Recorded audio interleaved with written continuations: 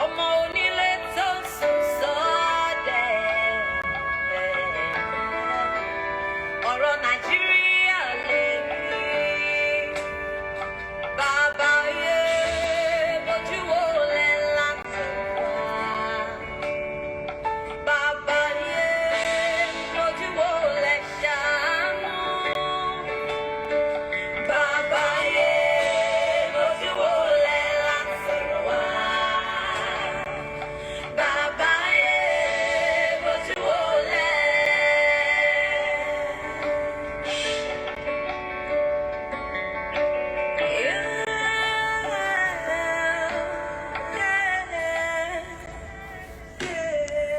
I ask myself why this happening?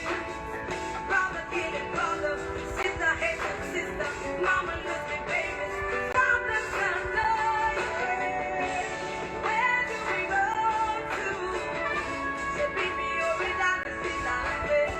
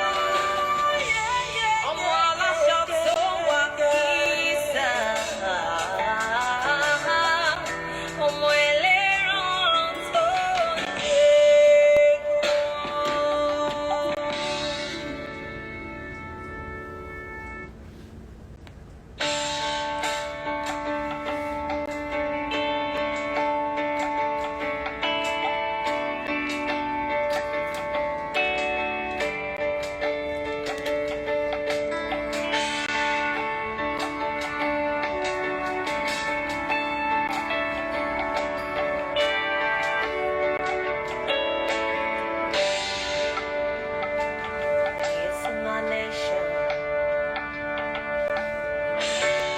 Ọmọ aláṣọ tó ń wá kìsà. Ọmọ ẹlẹ́ran tó ń jẹ.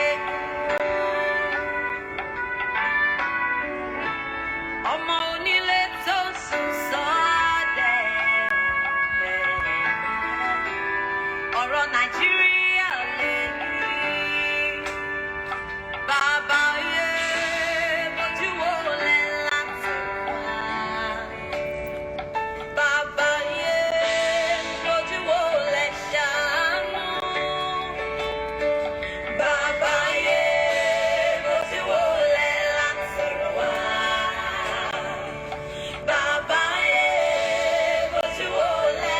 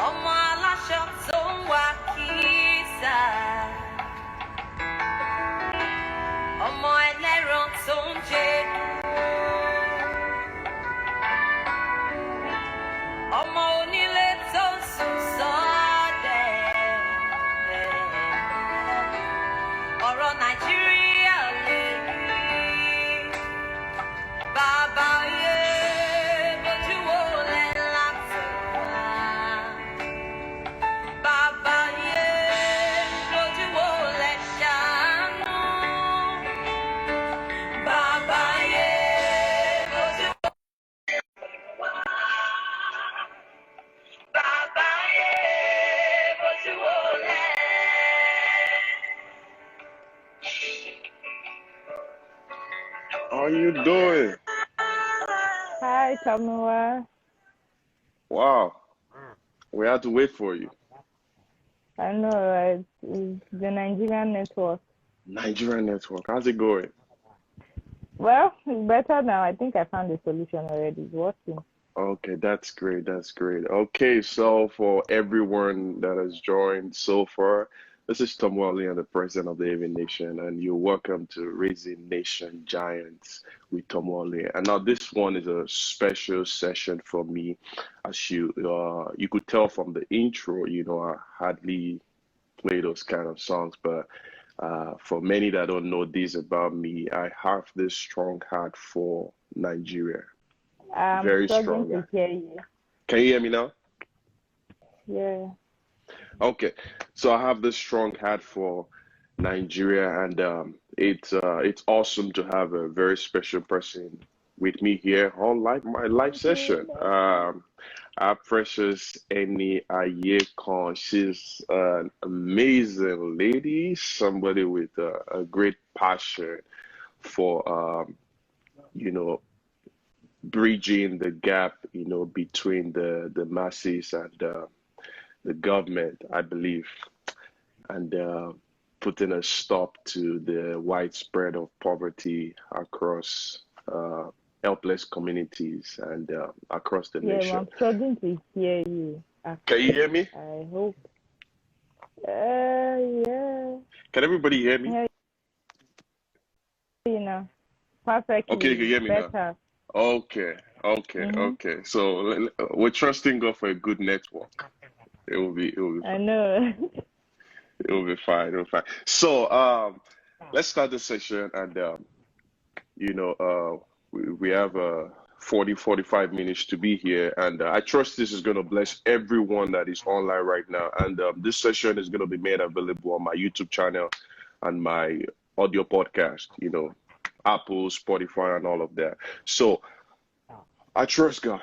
It's going to be wonderful. Okay, so let's start with this. I know Precious Eniayekan to be the lead volunteer for the Stellar Initiative. So can you tell everyone listening something wonderful, about yourself, something else they don't know, something else how you want to introduce yourself? Well, like you said, I'm the lead volunteer, founder of the Stella Initiative. Okay. Also, I run Revenue Fashion. Most people don't know that, but people that know me from way back know that I do fashion as well. And also, DigiTribe, co-founder DigiTribe, a digital marketing agency. I'm a speaker. I write sometimes. I speak a lot of times. Yeah, so I'm just a business person. Right. Amazing.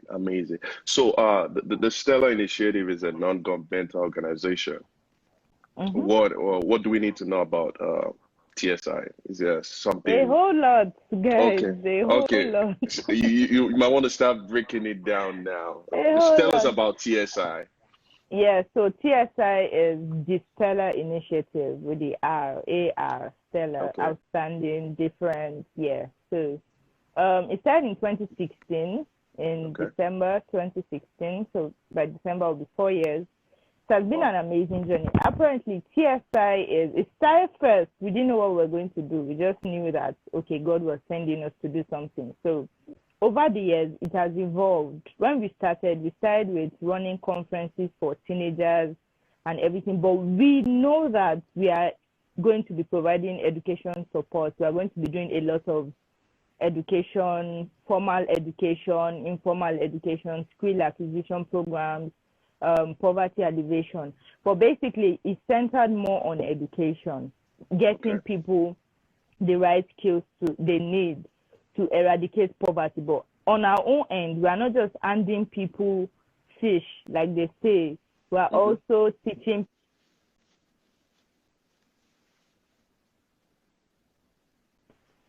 giving out food stuff and everything. But the basic thing is teaching people, students, kids in rural communities what the need for education and helping a lot of them stay in school because most of them cannot afford proper education. So we're doing that. And as that is, we have our own printed notebooks that we call revamped notebooks that we give out for free to kids in low-income communities. Also, we are presently working on our materials, maybe like textbooks and books that will be given out for free as well.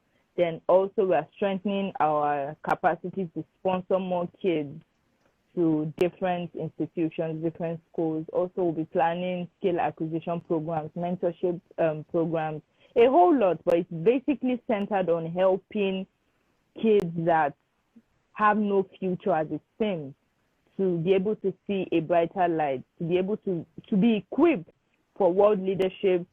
Because the thing is, when you teach people how to do something, you are actually taking poverty away from them. Imagine I have a skill.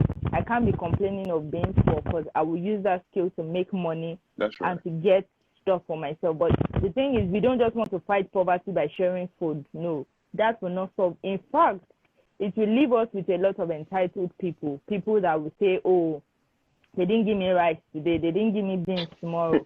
But exactly, because that's what we get for a giveaway generation. When you give and give and give, and you don't teach them how to pay it forward, you don't teach them how to help other people, you don't help them to help other people. You just say, oh, line up, come and collect rice, come and collect beans.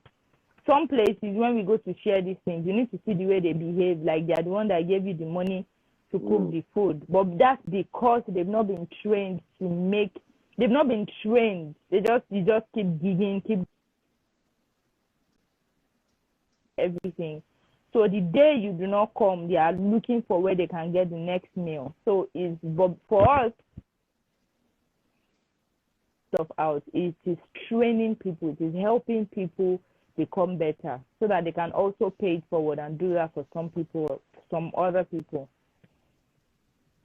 Wow. That's a huge one you just shared. So, but for me, fighting poverty and creating wealth empowerment scheme, it's always been the voice of every Nigerian politician. In fact, that's what they used to campaign all the time. That's what you see on their posters, their flyers, and their website. Oh, we're trying to fight poverty in Nigeria. So now my thing is, regardless of all of this, the standard of living in Nigeria today is very, very alarming. What do you have to say about that? Is it that the government are really not fighting the poverty, or the NGOs are really not doing anything? Because with all of you still in that country, the living rate is still very, very depressing. So I think, for the government, only God, I don't know. But I think they are not like, I can't say they are not doing anything, but maybe they are not going through for us, I think we are not being innovative in this country, basically. And like you said, we have a lot of NGOs, and it still seems like there's nothing that is being done. But I think for a major change to happen, those NGOs, we have to come together to put our heads, resources, ideas to make huge impact. So like I said earlier too, CSI, we go share food in this location. Another NGO go share food in the same location. You get, or a different location. So order food.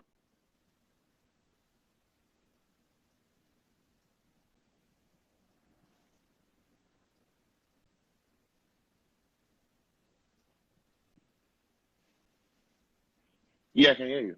Okay. So all the giveaways will not solve the problem, as it were. So we need innovation. What can we do? How can our educational system move forward? How can the sports industry move? How can the entertainment industry move forward? As an NGO, what can we do beyond just giving out free stuff? What can we do beyond just dashing out clothes, shoes, food? So I think when we come together as a body, so 10 NGOs, 20, 100 NGOs coming together to say, okay, guys, this year we are going to just focus on the education industry. you bring notebook, you bring land, you bring paint. Let's look for how we can build schools. Let's look for how we can get scholarship to over 1,000 or 10,000 pupils. So the major change would show when we are together focused on one thing. But there's a limit to what we can do at TSI. There's a limit to what a lot of people can do at TSI. And the basic thing is, now, a lot of people are just setting up NGOs to feed their stomach, and that's just the truth. So the major work is not showing because I remember when we were trying to raise funds for Revamp, one of the conferences we had. Okay. So we went to this car wash to raise funds, and we saw a man that gave us 100 naira. And the man gave us 100 naira after counting like 1,000 naira notes. And it was like, so no amount is too small. We say, yes, sir, no amount is too small. So in our mind, we felt like at least bad as with bad. The man would just give us maybe 1,000, 2,000. He reached to his pocket like last, and he gave us 100 naira. Then my teammate was pissed off. She was like, Precious, let's even pay for his car because he came to wash his car. Let's pay. Let's show him that we have money. I'm like, no. So we moved forward. He now called us back. So I was happy that, this man is testing us now. Like, now he has called us back and everything. Then he gave us 200 naira. He was like, he just found this 200 naira in his pocket. So making 300 naira. Then he told us, he said, see, that he doesn't like giving NGOs money because what they collect the money for, they won't use it. They'll use it for their personal self and everything. And he has done a lot for NGOs in the past, and they just squander the money and everything.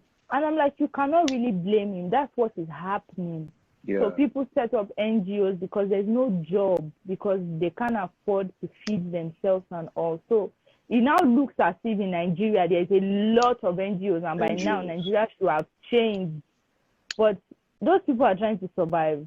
And for the ones that are really doing the work, they are not getting the international grants that they are getting. And it's not easy for an NGO to get all those money, because truth is, to register an NGO in this country is close to 200,000 naira. Wow. So, and you need a registered NGO to get grants from international bodies, from people. Some people want to send money to your account and they are asking you for, is your NGO registered? Is your NGO registered?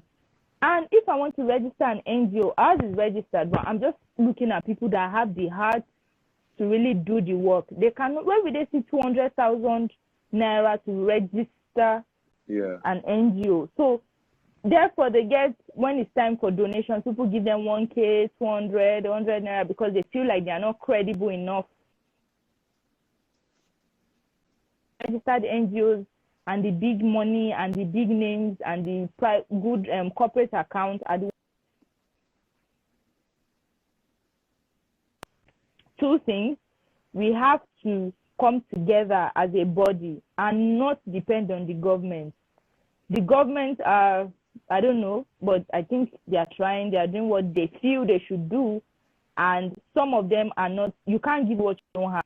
Some of them don't know how to move this country forward, and it's the truth, because they don't just know how. They are not innovative enough, they are not smart enough, they are not intelligent enough. So no matter, and if we keep asking them for what they don't have, they will keep giving us what they don't have because they don't have it in the first place. So leaving the government out of it, we are supposed to come together and make a huge change beyond just giving out stuff, giving out food, giving out palliative, giving out free stuff.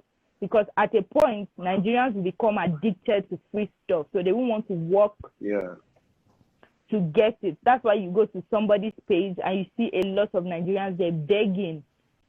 I've not paid my school fees. My mother is in the hospital. They will use a lot of things to lie because they need 100,000 naira giveaway. Some people, 5,000 naira, they lie for the ridiculous things and everything. So we have to come together to make sure, beyond just giving out stuff, we really equip these people. And some people, they do it for pictures, they do it for clouds, they do it for a lot of things. So we need to, if we want to really make change, we really need to focus on making the change that is required. it takes a lot of work and money, I must say, but coming together also should help and do something for Nigeria as a whole. But I think with time, our standard of living will increase by God's grace. Amen, amen. I'm praying for that, praying for that. So, I'm gonna ask, how would you describe the picture of the communities that you have visited, that your team, your organization has visited? How will you describe the picture of those communities? Because for those in the diaspora, we get this certain picture, but you are on the field. You go to the field all the time. So how will you describe the picture of those communities? Is it as bad as what we see on social media, or even more worse than that? Well, okay, two things, because I don't like painting Nigeria in a very terrible light that, oh, our condition is irredeemable. But the truth is, for NGOs, for their work to really be seen, they would rather go to communities that are so bad, that are so terrible. Because imagine me saying, oh, come and donate to this cause, and I'm going to a Lekki now or a VGC to say, oh, I want to go and help people in VGC. I'm sure you won't even give to that cause. But I'd rather go to a community where there's no pipe-borne water, there's no electricity, there's no, maybe their schools are, maybe they are sitting down on the floor to take lectures in class. There's nothing to eat. A whole lot is happening in that community. So sometimes the communities that we go to sometimes are worse than what you see on social media, trust me. And sometimes they are not as bad, but pictures you get to be able to get as much funding as possible. The truth is, it is not for an NGO to wake up and say, we are going to this community to help them. They must have a need. So it's either they are going there to, maybe their education system is terrible. Like, we went to Kogi State now. The part of Kogi we went to, their classrooms are like no windows.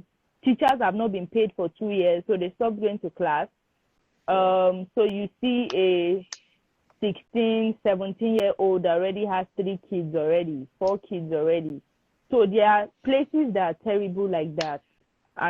But most of those rural communities are so terrible. They are, trust me, you don't even want to imagine what goes on around there. So people put out those kind of things to get people's attention, to get people to give to the cause, because like I said, there is a lot of need everywhere in the world, not just Nigeria. There's a whole lot of need. Like, I'm sure even in the US, there are some places where if you go to today, yes. So, but the thing is, for Nigerians, we are a lot. There's a lot of people, where millions and millions, billions of people, and our system is not favorable. So unlike over in good places in like the US, the UK, where there's structure, there's everything. At least if you don't even have a job, you can get food to eat, you can get clothes to wear, you can get things, you can use your credit card to get a lot of things. Here, even you don't even have that kind of opportunity. So there's a whole lot of things that are going on. Some people cannot afford to eat. Some people, as in, so even people, it's shocking that even people that are working and getting paid cannot afford to eat. So it's not like over there that, oh, even if I don't have a job, at least I can get food, I can get shelter sometimes and all. But here, you can even see somebody that is working, that is earning maybe 20K in a month or 30K in a month, like the head of, and he has wife and children and everything. How would that person be able to survive with 30K, with 2 kids? So the level of poverty here is high. So that's why I'm not surprised when they say Nigeria is like the poverty capital of the world or the second highest or something. But it's a whole lot of work that needs to be done. But sometimes it is much worse. A lot of times it's much worse than what we see on social media, because there's a whole lot of work to be done. Wow. Now I have a better picture, hearing from somebody who is regular on the field, unlike us that we just sit back, we try to support, we try to partner with people. And, even my ministry had to come up with a THN COVID relief. And, we assisted over 20 people, with the sum of, money and paying bills for people and all of that. But at some point, can you hear me? Okay, I think it's breaking on our end. Let's see. Can you hear me now? Okay. Yeah, I can hear you. We're trusting God for a good network all through this session.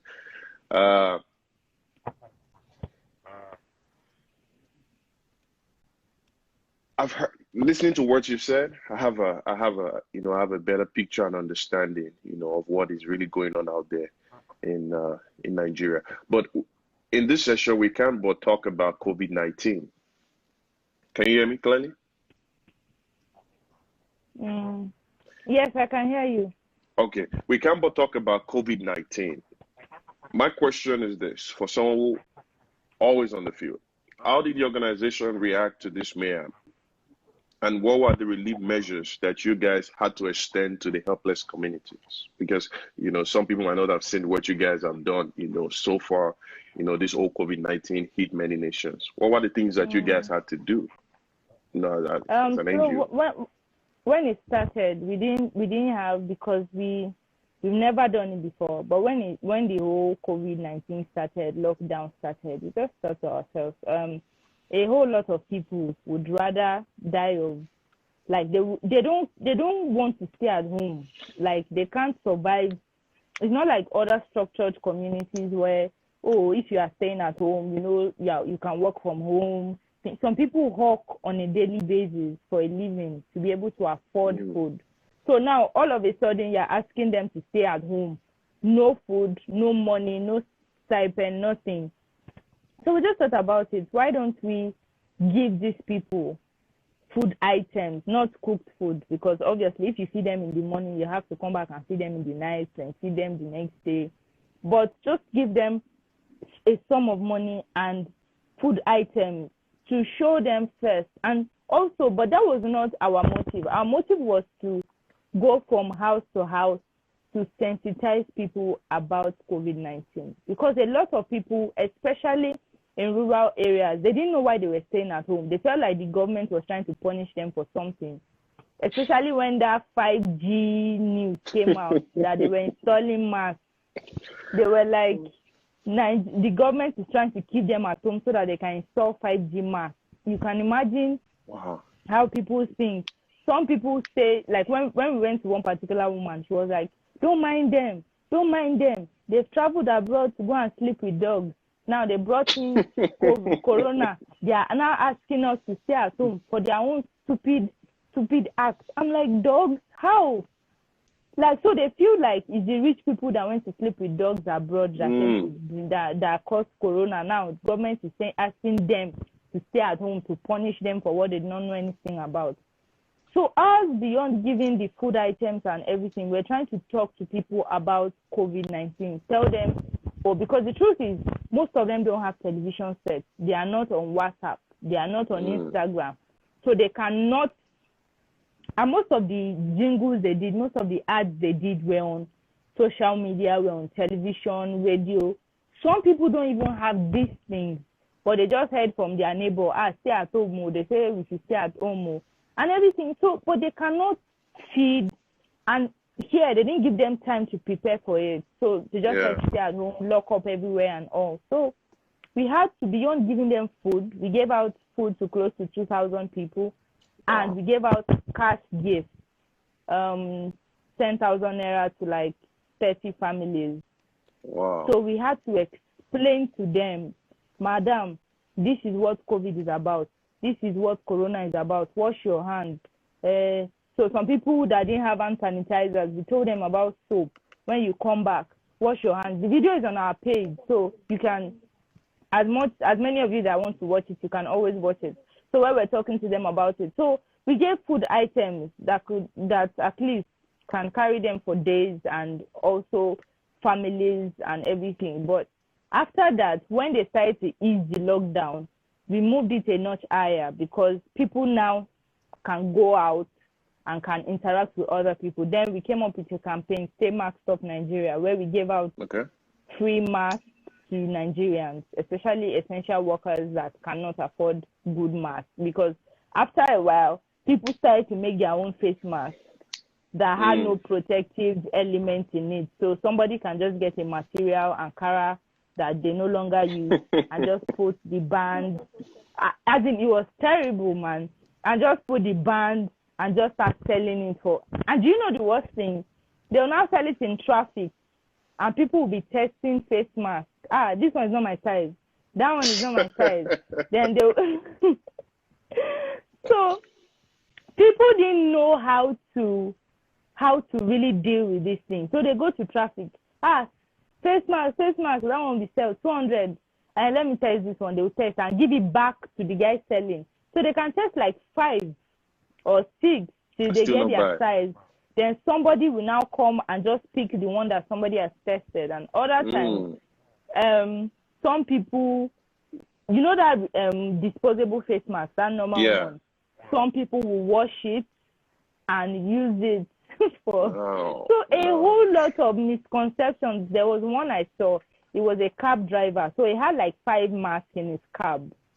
So when you come as a passenger, he gives you the mask. When you are leaving, he collects it and gives another person. So it's a whole lot of things, but they don't know any better. They don't know any better. So beyond just giving them, so we did our own face mask that had the filter in it, that was comfortable. You can actually breathe well, and it can protect you from the virus, not like the ones that people do. And the plan was to give out over 10,000 to different people. Okay. And we're still on it. We're still doing it because COVID is outside. So everybody and people have to work. People have to eat.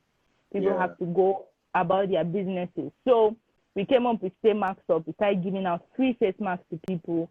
And the face mask is so beautiful. I'm sure you've seen it. So yeah, I did. So the first outreach we did was to bus drivers and conductors. And they're like, are you serious? How much is it? We don't have money. We're like, no, don't worry. We are giving you for free, because obviously they don't expect that they can get that kind of thing for free.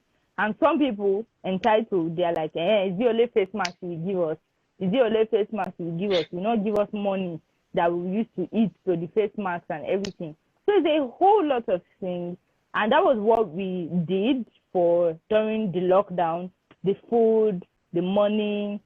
And now, because lockdown has been eased, everybody can go back to their various jobs and everything. So we started giving out free face masks and sensitizing them, because that's the most important thing to do.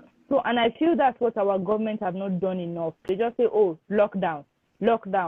People in the rural areas that are prone to this do not have adequate information as to why they are staying at home. And, mask, leave your mask. So police started arresting people that do not have masks. But the truth is, some people cannot even afford to get a mask. Some people cannot afford, even the ones we legit gave a man a face mask, and the man was asking us, won't we give him money for soap to wash the mask? There is not somebody that have money. I'm not joking. Like, he was like, it's somebody that have. So we're telling them about not using the face mask more than once. Like, when you use it today, you wash it, then iron it. The man was just laughing. He was like, is it not somebody that has money that will be washing face masks, and somebody that has lights that will be ironing face masks, to see how terrible these things are? And the man was just like, he cannot afford to buy soap to wash face masks. We had to give him, I remember giving him maybe like 1,000 naira, and he was like, he will not use everything to buy soap, or he's going to buy paraga at the moment. So we just joked about everything, and so that was what we did, and that is what we are still doing at the moment. Wow, and obviously we are still giving out food items for more of the face masks and everything. That's a great one, and I really applaud the good work you're doing. All those helpless communities, in and around Lagos, Nigeria, and it just brings me to ask, like, what are the yet to be taken measures? What are the things that that you think is still needed? Because COVID is out there, people are recovering, people are just getting back their life together. What are the things you think that are still yet to be taken in this period? Well, I think a lot of sensitization, basically, because the truth is, when they called off the lockdown, everybody just went to town. I remember that first day there was heavy traffic, like everybody, like you know when you just release people, everybody start going out. So now people don't care. They just see. Some people don't even believe that there's COVID in Nigeria because they were like, when it was 300 cases, they had a lockdown. Now it's 11,000 and you're asking us to go out. Well, let's go out and catch the virus. So a lot of people are living recklessly and carelessly at the moment. So they still need sensitization, and they still need to be given protective elements, especially people that cannot afford it. Because now the face mask, the one we all know, went from maybe like 20 naira for one to like 300 naira, 280 difference. So you can imagine how a normal person cannot buy. I remember when we started the Give and Take project, we bought a pack for 15,000, a pack of 50 for 15,000 naira. That is like never used to be like that. But because it's a pandemic and it's in high demand, people started increasing their prices. Hand sanitizers went from 0 to 100 and all. I remember seeing a post where somebody was selling hand sanitizer for 15,000 naira. Hand sanitizer that is 300 naira, 500 naira just went from that to. So still provision of protective items, sensitization, and I think the government is doing well because they are regulating now no church, no mosque, no market, no not here word. But anyways, but we still need to reach out to people and help people. And the truth is, because it's a pandemic, still hungry. People are still hungry. People still need food. Because the economy is still not back to normal. It's still, people are still struggling. Like people are still finding it hard to balance and everything. Then the price of oil, and Nigeria is presently in a recession. So it's a whole lot of things happening to us at once. So people still need to be given proper care, food, sensitization, and also a whole lot of things basically. But those three things are the important ones, the important things that we should look into as a nation. Wow. Okay. Now we have this understanding, so much that still needs to be done, and by the grace of God, it will get done. We're praying that even in this season, everybody can be able to readjust and bring back, the beauty of life, back together. I won't end this session, two things already on my mind. One is a question and one is a request. For someone who is passionate about reaching the community, helping them, and they don't have an NGO, they don't have the 200,000 to start an NGO, so they probably just want to volunteer or join an organization and be of any assistance they can. How can they? How do you recruit volunteers first, and how can they join? Well, it's like you said, it's voluntary. Stupid of us to now put a lay down. Have to do this one. They are rendering their service. They want to be of help. So it's open for all. Just maybe send me a message or follow us, the Stellar Initiative on Instagram, then send us a DM. It's open for all. It will require your commitment, your time, your effort, sometimes your money. So you need to be sure of what you are getting into before you say, oh, I want to volunteer, right?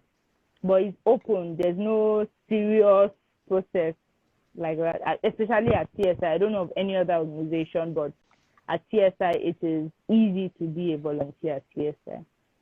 Okay. So for everyone that is listening and those that will listen thereafter, with TSI, if you have the heart to reach your community, you want to volunteer, you want to be a part of it, you can always reach them at the TSI on Instagram. Yeah, the Stellar Initiative. The Stellar Initiative on Instagram. So you can always, connect with them, send them a DM, send them a message, and, you'll be put through the process. Somebody said some family do have 101 food these days because of suffering. What's 101 food? So 101, like Okay, what's morning that? and night. They have breakfast, they don't have lunch, then they have dinner. But that's still very okay. Some people have 001, some people have 010. So if you have Well, 2 out of 3, it's better though. yeah, You're balling. that was like my life when I was back in school in Nigeria. Exactly, you're balling. So It's you're struggle, balling. you rush yourself to eat in the morning, going to class, and you eat when you Exactly. come back at night. Afternoon is really a really busy time. We Okay. have 0. It was awesome with you on this session, even though the network thing was, imbalanced. But I was able to get, great words out of you, great words of inspiration, letting us know that Thank you. we can still help the community, and there's still people out there who have a heart Mm-hmm. for the community, the helpless community actually. And Mm-hmm. for me, I see all the giveaways that people do, I know. and never done it before.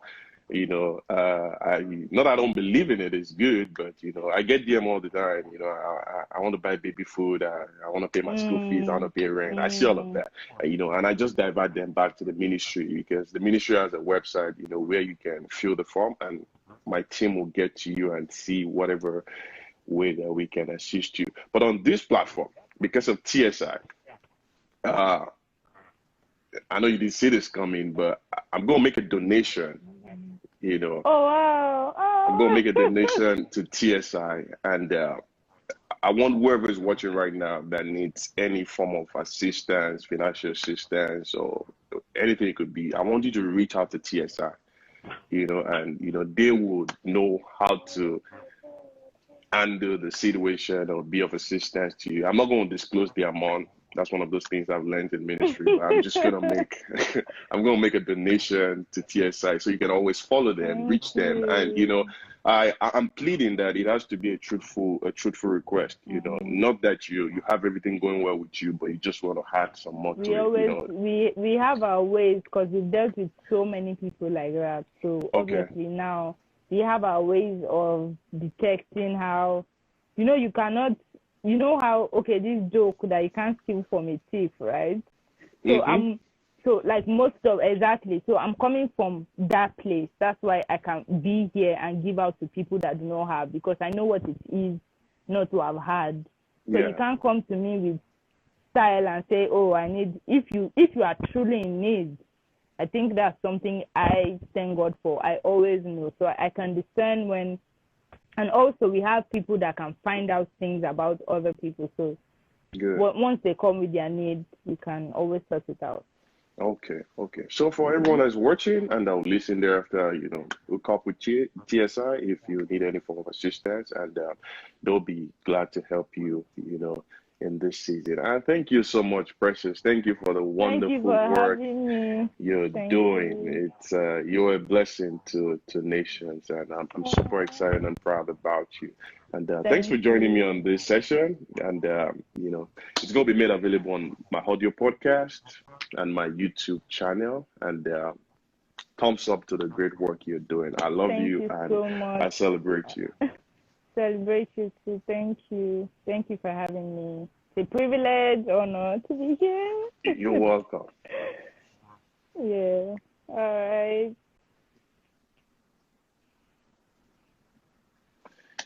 Okay, that was it with Precious Eniayekan, the lead volunteer of the Stella Initiative. And you just helped me. I'm making a humble donation to the organization, our organization, so if you're out there, anyone in need of any assistance, you can always reach out to them. And also, THN is also having the COVID relief project, just in case you need any assistance. And this is solely for those in Nigeria. You can always reach. You can go to the link is on my bio. You see it right there. THN COVID relief. You can always click on that and fill all the information. And somebody from my team is gonna reach out to you. So I believe today was amazing. I was really really inspired, to see somebody who has a heart for the community, and I'm trusting God that the beauty of life is going to be restored back to every one of us, even for those who are affected in this season, for those going through a hard time. It's just a phase. It's gonna pass away.